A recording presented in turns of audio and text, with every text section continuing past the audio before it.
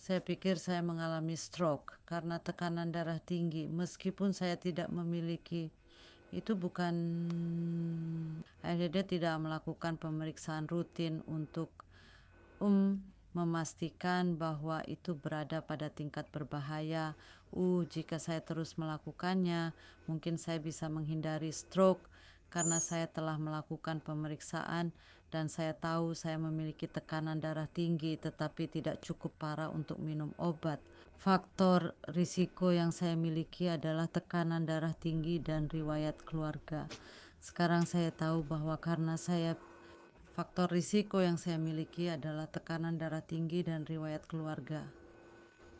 Tetapi orang tua saya salah satunya meninggal karena stroke dan yang lainnya meninggal karena serangan jantung. Jadi saya tahu mereka, sekarang saya tahu bahwa mereka adalah faktor risiko tinggi untuk mengalami stroke sendiri.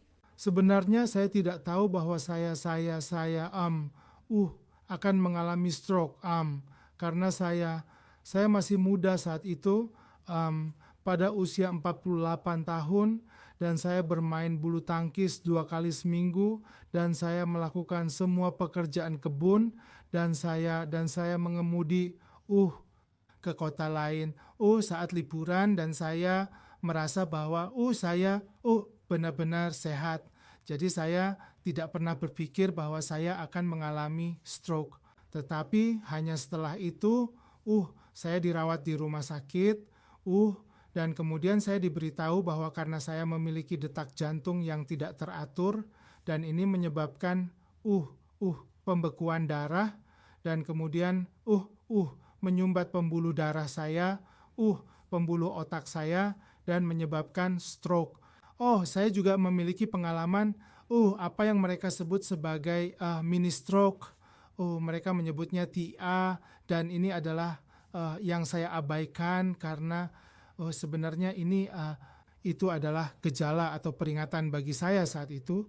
Tetapi ini sudah terlambat bagi saya karena saya hanya menyadarinya setelah stroke benar-benar terjadi pada saya. Saya benar-benar percaya bahwa itu adalah pola makan saya. Itu adalah pola makan yang buruk. Saya menggunakan mentega dalam semua masakan yang saya buat. Belum lagi makanan siap saji. Tidak hanya itu, sebelum saya mengalami stroke, saya sangat jarang pergi ke dokter dan melakukan pemeriksaan kesehatan. Baru saya celah bahwa saya mengalami stroke, dokter memberitahu saya bahwa saya memiliki tekanan darah tinggi. Saya pikir stroke terjadi pada saya karena saya memiliki tekanan darah yang sedikit tinggi dan itu tidak terkontrol atau terpantau. Saya tidak minum obat saat itu. Juga mungkin pola makan saya yang tidak sehat. Anda tahu, pola makan yang tidak teratur, tidak konsisten, sering membeli makanan siap saji dalam perjalanan pulang, dan aktivitas fisik saya, Anda tahu, itu tidak konsisten. Saya pergi ke gym cukup baik untuk beberapa waktu dan kemudian harus berhenti dan kemudian menjadi sporadis dan kemudian bolak-balik dan tidak ada sama sekali. Juga kolesterol darah saya itu sedikit tinggi dan saya tidak tahu tentang kolesterol darah apa itu atau sampai itu terjadi. Dan juga kelebihan berat badan, Anda tahu, itu menjadi masalah bagi saya dan saya kira Anda tahu mencampurnya dengan aktivitas fisik dan pola makan yang tidak sehat. Jadi kelebihan berat badan membawa beban berlebih, ya pasti. Saya juga memiliki tingkat stres. Sebelum stroke, mengetahui tentang faktor risiko, saya tidak tahu. Saya yang tidak memiliki pengetahuan tentang Anda tahu apa itu stroke atau bagaimana stroke terjadi. Faktor risiko mengapa stroke terjadi pada saya adalah karena kemanapun Anda pergi, Anda harus minum pil. Anda apapun yang Anda, terutama jika Anda memiliki diabetes, detak jantung tidak teratur, itu warfarin, itu yang paling penting adalah bahwa saya memiliki detak jantung tidak teratur dan saya harus minum warfarin dan ditambah pil untuk tekanan darah tinggi saya. Dan diabetes saya Anda tahu. Dan saya terlalu bersemangat untuk pergi ke pulau untuk perjalanan saya lupa. Dan itu adalah hal yang paling penting adalah memastikan Anda minum tablet Anda kemanapun Anda bepergian, karena inilah yang terjadi pada saya.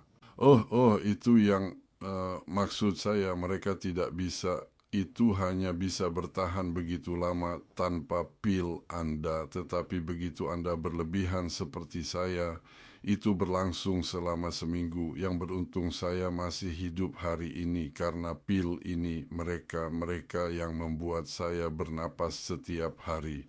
Jadi itu juga yang menyebabkan stroke adalah pola makan saya, berat badan saya. Anda tahu. Lihat, ketika saya mengalami stroke, berat saya sekitar 140 kilo, dan sekarang saya sekitar 130 atau 129. Jadi perlahan-lahan, dan itu masih menurun. Jadi itulah mengapa Anda melihat saya di sini masih berbicara, karena saya seharusnya tidak berada di sini sebenarnya, tetapi itu adalah hal lain yang harus Anda perhatikan adalah apa yang Anda makan. Dan lihat dengan diabetes saya mengurangi gula dan semua itu. Jadi semoga saya berada di jalur yang benar untuk pemulihan. Sebelum stroke saya akan mengatakan saya hanya berada pada tingkat risiko rendah karena saya berolahraga dan saya memperhatikan pola makan saya, dan saya mendapatkan perawatan rutin untuk migrain saya. Tetapi setelah saya berada di rumah sakit, saya mengetahui bahwa kolesterol saya tinggi, jadi saya perlu lebih memperhatikan hal itu. Faktor risiko saya miliki sebelum stroke saya adalah perokok berat. Saya serokok 60 batang rokok sehari. Saya telah merokok sejak saya mungkin berusia 13 atau 14 tahun, dan mereka tumbuh bersama saya. Dan saya merokok 60 batang sehari, dan itu tidak terasa terlalu banyak. Saya tidak merokok di dalam kelas, tetapi begitu saya keluar, saya menyalakan satu. Saya memiliki kolesterol tinggi. Saya menjalani operasi jantung, dan sejauh aktivitas fisik, saya kira saya tidak melakukan apapun. Saya tidak melakukan aktivitas apapun. Saya bermain biliar dan hal-hal seperti itu, dan itu adalah batas aktivitas saya saat itu. Saya memiliki aktivitas tertentu dengan sekolah. Selalu ada sejumlah aktivitas di sana, tetapi selain itu tidak ada aktivitas sama sekali.